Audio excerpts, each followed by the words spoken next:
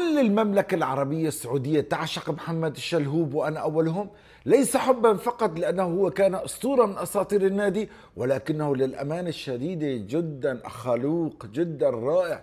كل الناس تشهد له بالأخلاق العالية. الآن إنه يتشرف بقيادة الهلال. وما هذا الهلال؟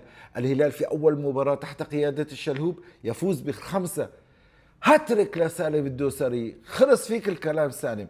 سالم الدوسري للأمانة الشديدة أفضل لاعب سعودي وعربي بالفترة الأخيرة. مستحيل يا سالم. حب كبير يا سالم، وحب كبير لمحمد شلهوب. يا سلام يا سلام يا الاتحاد، يا سلام عليك يا أبو إبراهيم، يا سلام عليكم يا جماهير الاتحاد. كنتم اليوم نجم المباراة الأول، أنتم الدافع الأول للخروج بهذه المباراة والنقاط الثلاث. أقسم بالله جمهور الاتحاد خلص فيك الكلام. أنتم لستم جماهير، أنتم شعب.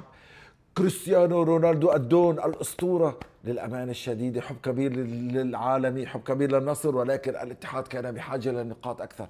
قدم مباراة بالشوط الثاني مثالية، استطاع في قلب النتيجة من هدفين إلى 3 أهداف. من أجمل ما يكون. الاتحاد يتمسك بحظوظه للحصول على دوري روشن، فارق النقاط مع الهلال، والمراحل تتقلص. مليار ألف تريليون مبروك لكل الشعب الاتحادي.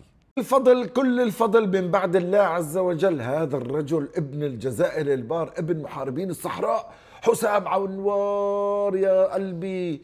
حسام عوار قاد الفريق للحصول على النقاط الثلاث. من أجمل ما يكون. شو هالحسام، ربما يغيب بعض لقطات المباراة ولكنه يظهر في لقطة الهدف، لقطة الحسم. هدف من ذهب، هدف وزنه دوري روشن. ابن الجزائر الحبيب، ابن الجزائر، ابن الاتحاد. حب كبير لحسام عوار، ومليار ألف مبروك. هنيئا لنا بوجود شخص مثلك.